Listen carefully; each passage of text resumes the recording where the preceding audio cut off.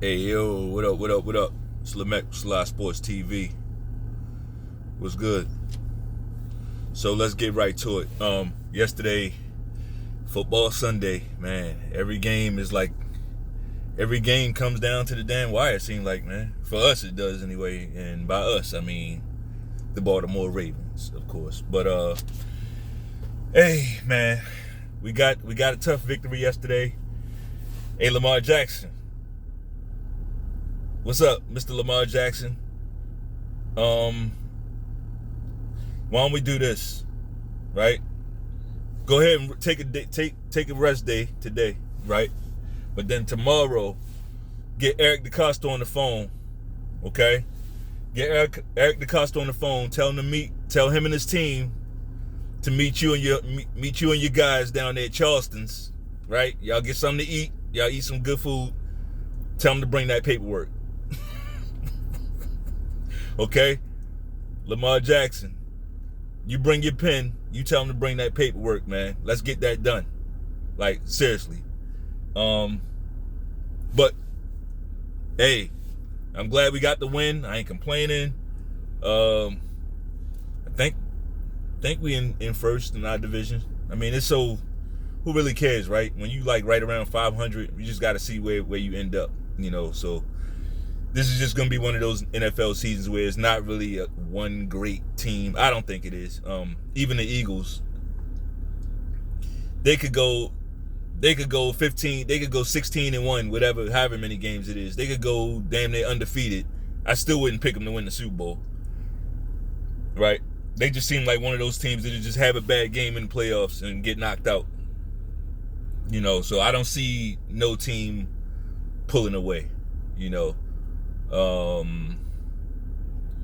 Yeah, that Giants game was bullshit. I mean, that was just pure luck, whatever. And it almost happened again. We got to get that tightened up, man. These late game fumbles, we got to stop that shit. Yeah, that needs to stop. So now, let's move on to the LA Lakers, of course. The Lakers had a game last night. Unfortunately for them, they fell to 0-3. And, I mean, personally, I didn't think they played that poorly. They didn't play that poorly last night. I mean, LeBron had a typical LeBron game, like 31, 8-8. But his game, you gotta look deeper into his game, because if you just look at the numbers, like, he'll bear no fault, right? But like defensively and just the pace of the game, just it's not in the Lakers' favor. But LeBron had 31, 8-8. Like I said, AD had 22 points. I think he had like 10 rebounds, which is a good day for him. If AD can get you 10 boards, that's a good rebounding day, right?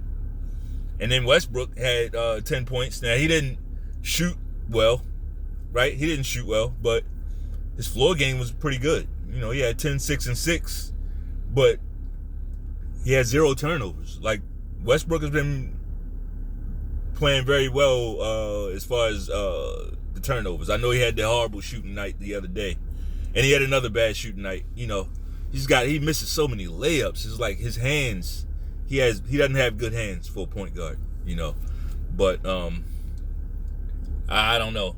This is shaping up to be a very, very brutal season for the LA Lakers.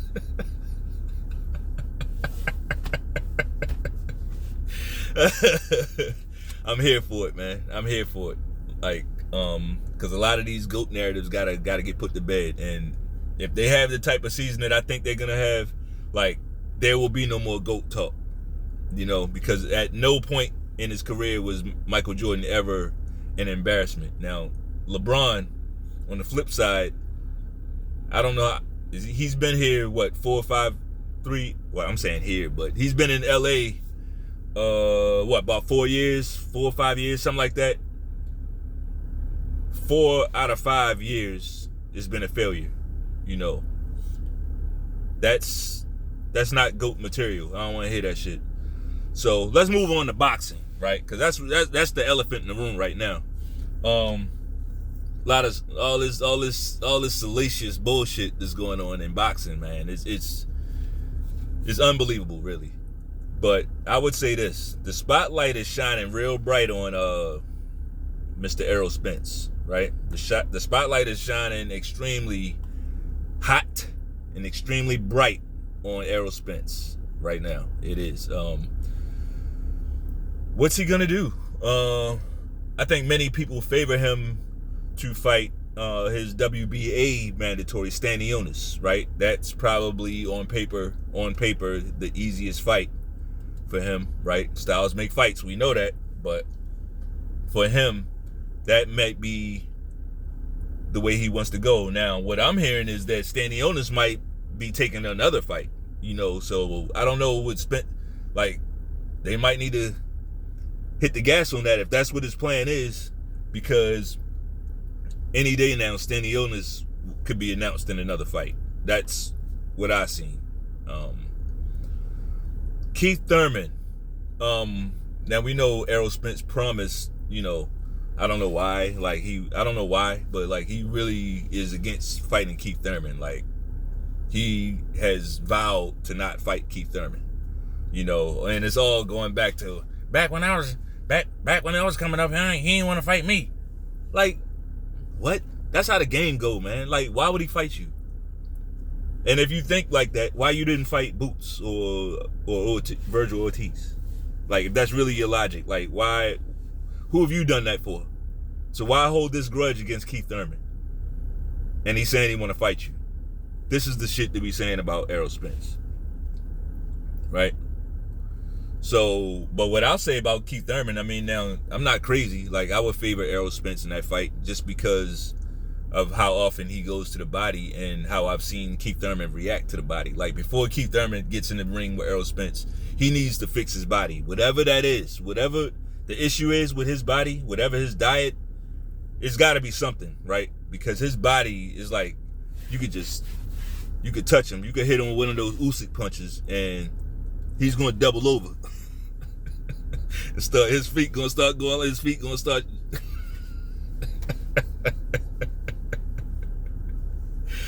Oh, man. But yeah, I do think Keith Thurman is a dangerous fight for Errol Spence, for the simple fact that Errol Spence hasn't fought many movers. Not that I've seen. Like, he hasn't fought too many movers. Like, Pacquiao would have been dangerous, real dangerous for Errol Spence.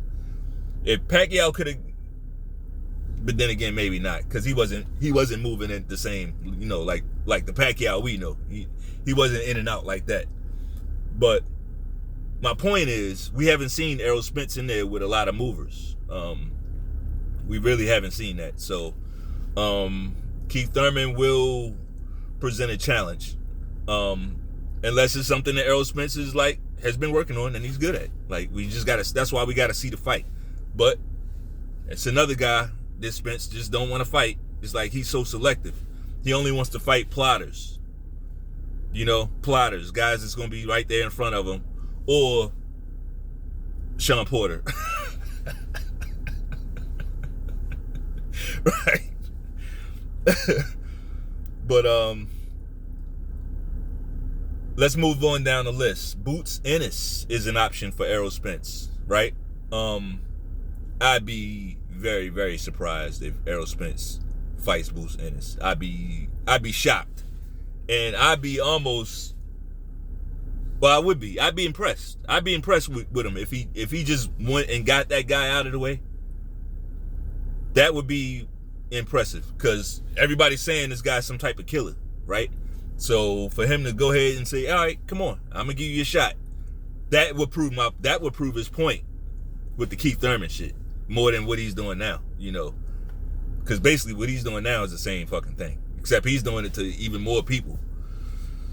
So Boots Ennis is a very, very dangerous fight for Errol Spence. I don't think he's ever fought a puncher like that. Now, one thing I don't know about Boots is I know he's slick, right? But I don't know how fast his feet are for real. I haven't seen it. Like, he hasn't really had a need to do that. So, that's something I would like to see, I don't think we'll see that at 147. But Boots Ennis, I mean, he won't be at 147 for long. I don't think so. That guy, he's definitely gonna be at 154 and above, I believe. Too young, too big to stay at 147. Which brings us full circle to Terrence Crawford, right? And you know what? I just gotta, Terrence Crawford, man. What a chess play. What a fucking chess play in the clutch moments while we all looking this way. He like, oh, for real, you fucking with me, huh? All right, boom. Signed the biggest contract of his career to take this guy out. Man, that's some boss level shit, right? So yeah, man. Gotta give props to Terrence Crawford for that. You know, that changes the whole dynamic, because now they can't say, like I said, water finds its own level. So you just got a $10 million deal. So when you come back to the table, yesterday's price won't be today's price. Right? It's awesome. Great fucking move. Impeccable timing, perfect, impeccable fucking timing. And here's the thing though. You better focus on, like, fuck Errol Spence. At this point, fuck Errol Spence. It's all about David Avanesian, bro. Like, it's all about him. It ain't about nobody else but him. Like, nobody else. Right? He's not going to outbox you, bro. We know that. We know that if Avanesian, he ain't got a shot in hell to outbox you. He's not going to come in there to outbox you, bro. Right? So, you know what it is. You know what it is. That's why it is what it is, right? So, let's get it. Biggest payday. And here's another thing that I noticed. Like, I noticed a lot of these guys online, like these a lot of these fanboy cocksuckers, right? They are really, really upset. They really don't like that this guy got his money. Like, can you imagine? Like, can you imagine being mad because somebody got a check? That's crazy to me. Like, they mad as fuck. You know, like, it's almost personal. You know, who gets mad at that? Y'all some sick motherfuckers, man. Y'all sick. But anyway, that's all I got for this video. If you liked it, go ahead and hook off on that like button. Keep it short, compact, right? And keep your right hand up if you're Orthodox. Peace.